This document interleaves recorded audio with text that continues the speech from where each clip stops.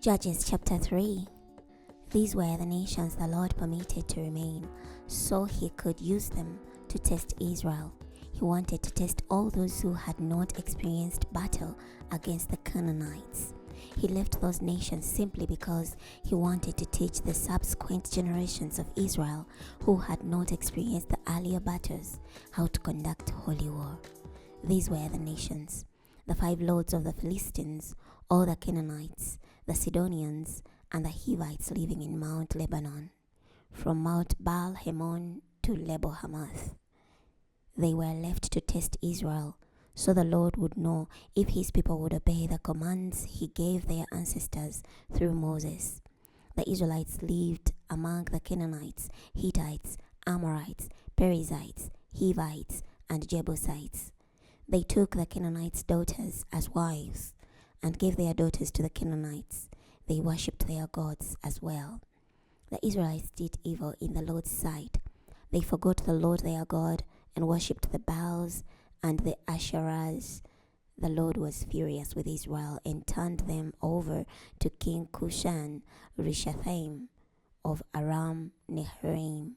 They were Cushan-Rishathaim's subjects for 8 years. When the Israelites cried out for help to the Lord, he raised up a deliverer for the Israelites who rescued them. His name was Othniel, son of Kenaz, Caleb's younger brother. The Lord's Spirit empowered him, and he led Israel. When he went to do battle, the Lord handed over to him King Cushan-Rishathaim of Aram, and he overpowered him. The land had rest for 40 years. Then Othniel, son of Kenaz, died. The Israelites again did evil in the Lord's sight. The Lord gave King Eglon of Moab control over Israel because they had done evil in the Lord's sight.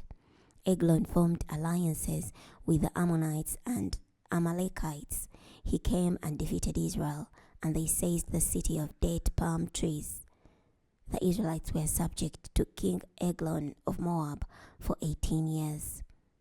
When the Israelites cried out for help to the Lord, he raised up a deliverer for them. His name was Ehud, son of Gera the Benjamite, a left-handed man. The Israelites sent him to King Eglon of Moab with their tribute payment. Ehud made himself a sword. It had 2 edges and was 18 inches long. He strapped it under his coat on his right thigh. He brought the tribute payment to King Eglon of Moab. Now Eglon was a very fat man. After Ehud brought the tribute payment, he dismissed the people who had carried it.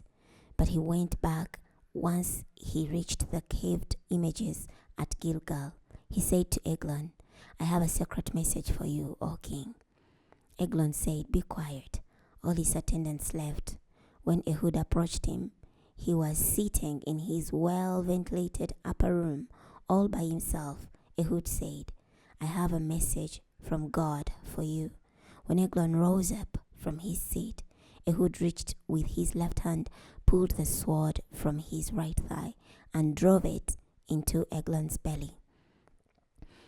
The handle went in after the blade, and the fat closed around the blade, for Ehud did not pull the sword out of his belly. As Ehud went out into the vestibule, he closed the doors of the upper room behind him and locked them. When Ehud had left, Eglon's servants came and saw the locked doors of the upper room. They said, "He must be relieving himself in the well-ventilated inner room." They waited so long, they were embarrassed, but he still did not open the doors of the upper room. Finally, they took the key and opened the doors. Right before their eyes was their master, sprawled out dead on the floor. Now Ehud had escaped while they were delaying. When he passed the carved images, he escaped to Sierra. When he reached Sierra, he blew a trumpet in Ephraimite hill country. The Israelites went down with him from the hill country, with Ehud in the lead. He said to them, "Follow me, for the Lord is about to defeat your enemies, the Moabites." They followed him, captured the fords of the Jordan River opposite Moab, and did not let anyone cross. That day they killed about 10,000 Moabites, all strong, capable warriors. Not one escaped.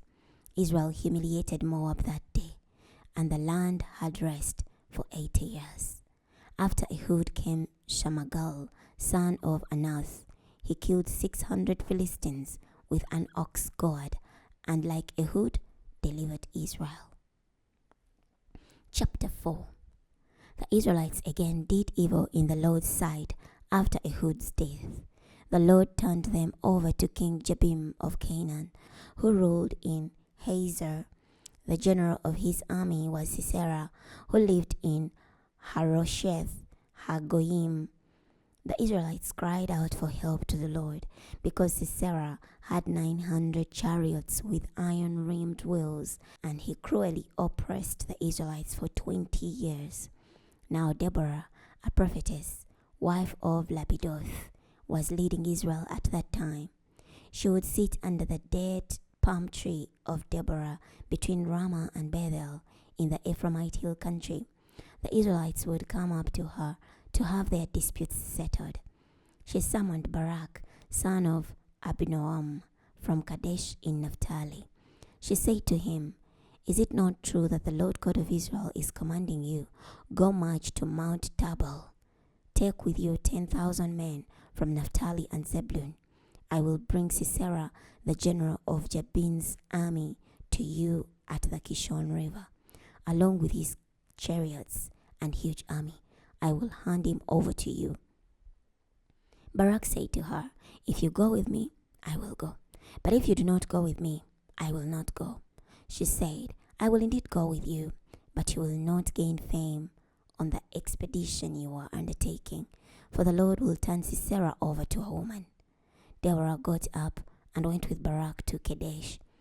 Barak summoned men from Zebulun and Naphtali to Kadesh. 10,000 men followed him. Deborah went up with him as well.